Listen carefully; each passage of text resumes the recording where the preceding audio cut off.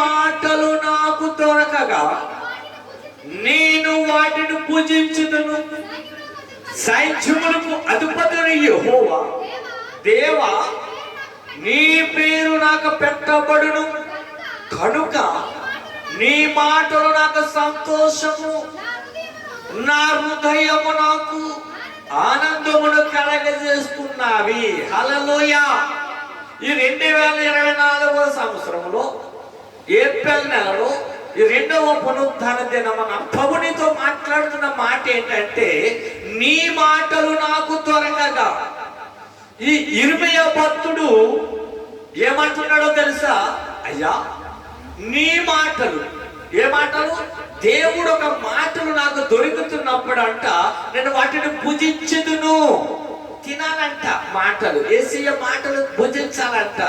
ఎటువంటి సమయంలో మాట అన్నాడంటే, ఇర్మీయా 15:15 పై వర్షంలో ఒక మాట అంటాడు. ఏ సమయంలో మాట అంటాడంటే, యెహోవా నా శ్రమ నీకు తెలుసు ఉన్నది, నన్ను జ్ఞాపకం చేసుకుము, నన్ను దర్శించము, నన్ను హింసించిన వారి కొరకే ప్రతిగణన చెయ్యము.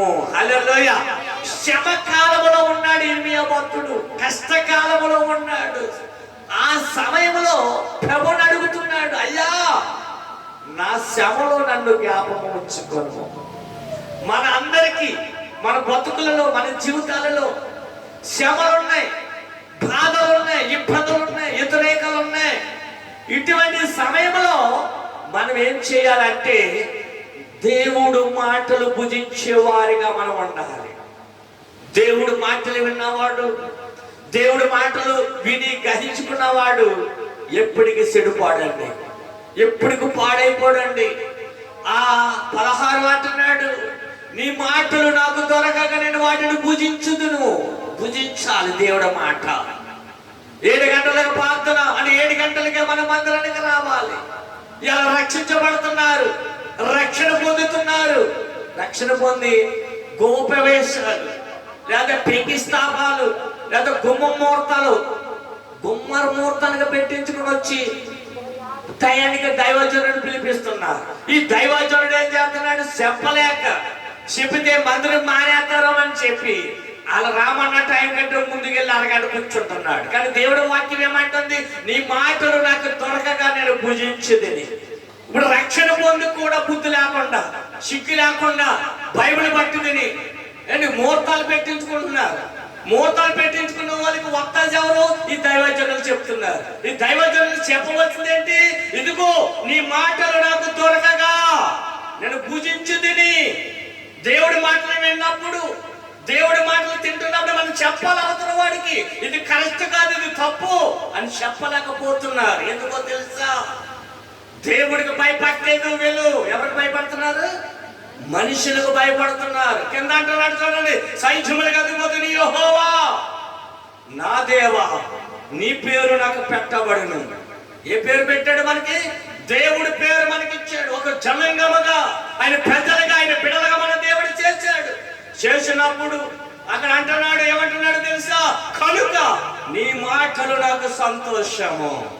నా మాటలు, ఇర్మీయా చెప్తున్నాడు, నీ మాటలు నాకు దొరుకుతా నేను పూజించుదని. ఇర్మీయా భక్తుడు అంటున్న మాటలకు మాట అంటాడు చూడండి. ఇర్మీయా 15:20 ఒక మాట ఉంది. అప్పుడు ఆయన నిన్ను నీ ప్రజలను పడగొట్టజాలని ఇత్తడి ప్రకారముగాను నేను నెరవేర్చి ఉందును. నిన్ను రక్షించుడుకు, నిన్ను విడిపించుడుకు నీకు నేను తోడుగా ఉందును. కనుక వారిని మీద యుద్ధము చేసుదురు, కానీ నిన్ను విజయం పొందచాలని యెహోవా సెలవిస్తున్నాడు. అక్కడ ఒక మాట అంటాడు, దుష్టుల చేతిలో నుండి నిన్ను విడిపించును, బలకర్ర చేతిలో నుండి నిన్ను విమోచించును. దేవుడి మాటలు పూజించాలి, దేవుడి మాటలు తినాలి.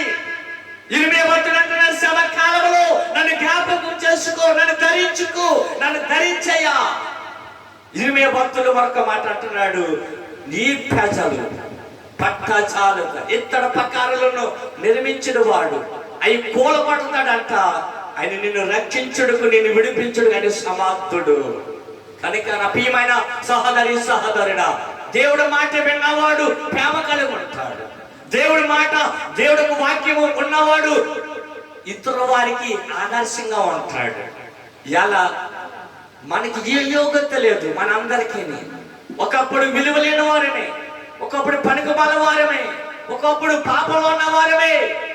ఈరోజు మనందరినీ ఇలా నిలబెట్టాడంటే దేవుడికి నచ్చాలంటే నువ్వు లోకానికి నచ్చవు. ఒక మాట గుర్తుంచుకో, టయానికి వస్తారు. ఈ కాపరికి టయానికి వెళ్ళిన వాడు దేవుడికి ఇష్టమో కాదు. మీరు ఎవరైనా ఇల్లు కట్టుకోవాలనుకుంటే ఎవరి దగ్గరికి వెళ్ళకూడదు ముహూర్తానికి నోటితో చెప్పండి. ఆదికాండము 1:2 ఏం చెప్పాడు ప్రశాంతి? ఇది చెడ్డ రోజు, ఇది మంచి రోజు అని చెప్పాడా? ఇది మంచిది అని చెప్పాడు. నోటితో చెప్పాలి. మంచిది అన్నప్పుడు మరి ఒక టైం ఏంటి? ఆడెవడో పెట్టిన టయానికి నువ్వు మూల రాయడం ఏంటి? ఆడెవడో పెట్టిన టయానికి గుమ్మ ముహూర్తం పెట్టడం ఏంటి? బైబిల్ ఏం చెప్తుందో తెలుసా? గుమ్మలారా మీ తలలో పైకి ఎత్తండి అంటే పందికి లేక తలగల కిందకి ఎట్టుకుని బతుకుతుంది. కష్టతమ కాదు. లోకంలో మార్పు ఎక్కడో రాదు. నీ ద్వారాగా నా ద్వారాగా మార్పు తీసుకురావాలి. మనం మొట్టమొదటి మాట భుజించాలి. రెండో మాట ప్రకారాలు ఇద్దరి ఎరగొట్టగల దేవుడు నీతో ఉన్నాడు. నీ మీద సైన్యము దండొచ్చినా విడిపించుడుకు దేవుడు నీతో ఉన్నాడని నిరీక్షణ కలిగి ఉండాలి.